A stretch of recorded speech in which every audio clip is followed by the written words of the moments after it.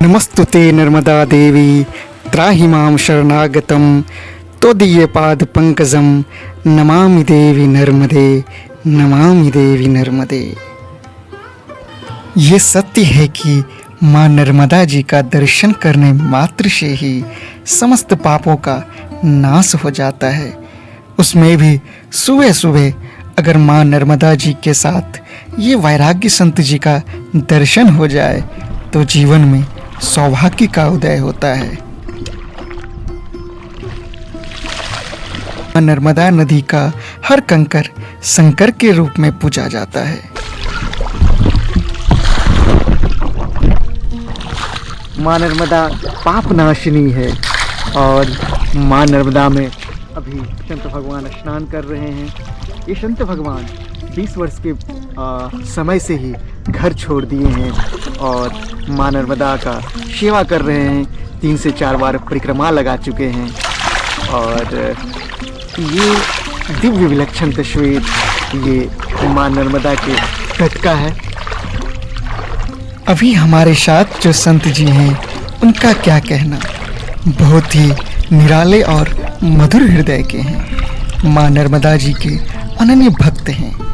संत जी के घर में सब था, माता, पिता, भाई, संपत्ति, धन, रुपया। लेकिन कहते हैं ना, जब प्रभु से प्यार हो जाए तो ये सब धन, रुपया, घर माया मोह लगने लगता है।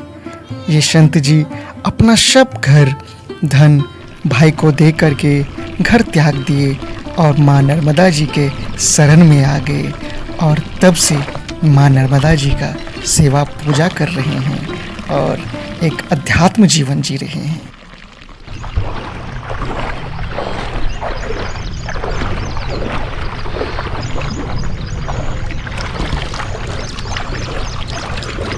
लगातार आप लोगों को हम साधु संतों, साध्वी माताओं का दर्शन करा रहे हैं, गंगा घाट की, नर्मदा घाट का और अन्य सारी तीर्थ स्थलों का। अभी हम नर्मदा माँ का जो संत हैं उनका दर्शन करवा रहे हैं। नर्मदे हर प्रभु जी। जय माता जी। नर्मदे हर, नर्मदे हर। कैसा लग रहा है सुबह सुबह माँ नर्मदा जी का स्नान करने के बाद? बहुत अच्छा लग रहा है। एक नई एनर्जी प्राप्त होती है स्नान करने के बाद। हाँ, क्या बात है। एक नई एनर्जी प्राप्त होती है। जैसे भूखा भोजन के लिए भूखा रहता ना आदमी, और जब अन्न पेट में आ जाता ना, वो तो अन्न आ जाता है तो वो उसको एक एनर्जी प्राप्त नहीं हो जाती ना अकल से। ऐसे ही इसका अनुभव है माता जी के जल का। ये जब स्नान करते हैं मोक्षदायिनी है ये माता जी जो है, ये माता जी हमारा तो एक नियम है। हम स्नान तो कर रहे हैं, इसके कारण जल में आन के खड़े हो गए आपके कारण, पर हमारा नियम ये है कि डब्बे से स्नान करते हैं। 3 परिक्रमा कर चुके हैं, नंगे पैर, अभी पैर देखना, पर अभी तक हमने इसमें हो सके यहाँ तक इतने अंदर आए ना, अभी तक के रिकॉर्ड में हमने है ना इसमें वस्त्र डोबा ना, अभी आज तक के रिकॉर्ड में हमने हो सके यहाँ तक गंदापन नहीं किया इसमें। क्योंकि ये माता जी जो है ना, ये माता जी मोक्षदायिनी, तू कल्याणी, तू है जगमाता, तू है जगमाता, तू जग जननी हे माँ। कुल मिला के कुल मात्र दर्शन से कल्याण होता है आपका और हमारा। बस एक महाराज जी, आपने तो 20 वर्ष की अवस्था में माँ नर्मदा जी के लिए और भगवान के लिए घर छोड़ दिया। 14 साल से आ रहे हैं हम, त्याग 12-13 साल से आ रहे हैं। हाँ, वही मतलब बहुत कम एज उम्र में आप भगवान के लिए और माँ नर्मदा के लिए घर छोड़ दिया। करोड़ों की वैभव छोड़ दिया। तो क्या कारण था जो आप ये सब छोड़ करके फिर करोड़ों की वैभव? अरे माता जी जो है ना, कारण हमारा कुछ नहीं है, कारण सिर्फ गुरु की कृपा है और माँ रेवा की दया है। ये माता जी जो है ना, माता जी का विशेष आशीर्वाद है। इन्हों से हमारा बचपन से लगाव था, तो माता जी की दया हुई और गुरु की कृपा हुई तो अपने आप में सब संसार झूठा लगने लगा, बुरा लगने लगा। इसलिए हमने एक तरफा जीवन कर दिया माँ रेवा के चरणों में, क्योंकि सत्य यही है इस कलयुग में।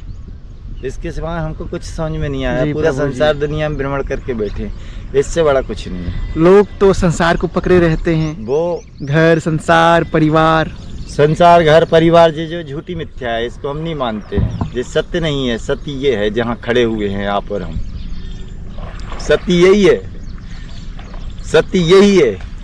आप आखिरी में जब आदमी, हमारे होशंगाबाद नर्मदापुरम की बात करते हैं कि आदमी आखिरी में जब खत्म होता है, मरता है यहाँ से, तब वो मरता है तो क्या करता है, आखिरी में नर्मदाई की तट पे ही आता ना, वो यहीं पे किनार पे लान के उसको जलाते ना।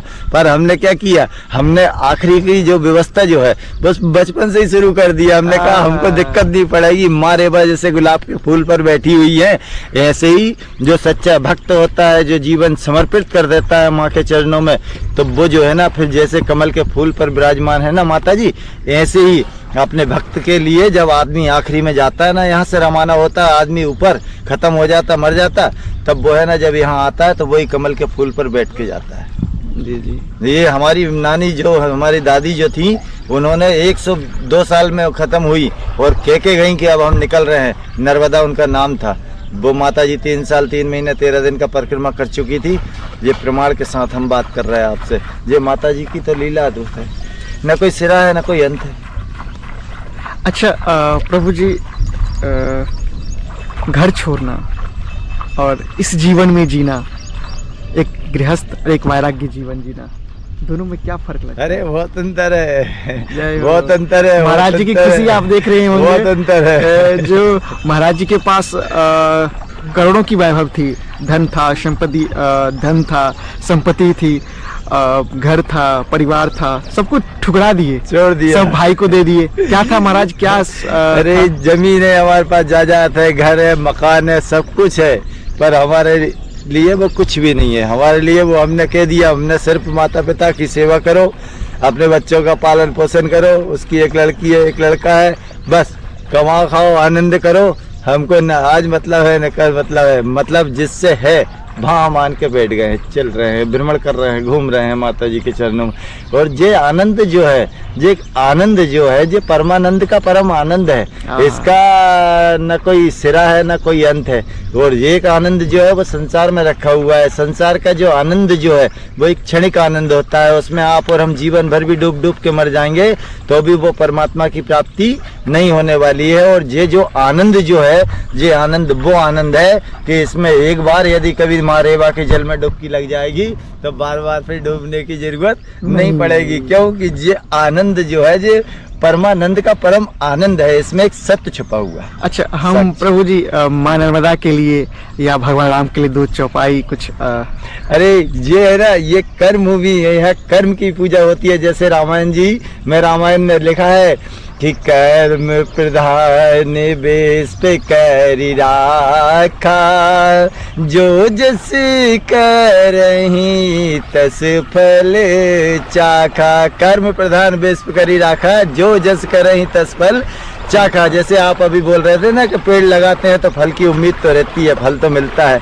ऐसे ही यहाँ कर्म भूमि है, यहाँ कर्म की पूजा होती है और सत्य इस पे जो चलता है वो सत्य की पूजा होती है। इसलिए ये कलयुग है, दिया है उस पर रामायण में लिखा ना कि कलयुग केवल नाम आधारा, सुमर सुमर नर होते रही पारा। कलयुग में सिर्फ परमात्मा का नाम है, कलयुग केवल नाम आधारा, सुमर सुमर नर उतरही पारा। जैसे पार आप और हम जब उतर सकते हैं जब अंदर से एक भाव होता है, प्रकट होता है अंदर से। जैसे माँ का जल जो है, अभी जो निर्मल जल है, इसमें एक सुई जो पड़ी है वो भी आपको और हमको नजर आती है, और जब बरसात लग जाती है तो इसमें हाथी खड़ा रहता है तो वो भी नजर नहीं आता है। इसलिए कहते हैं कि निर्मल मन जने सो मोहि पावा, छल छिद्र मोहे कपट न भावा।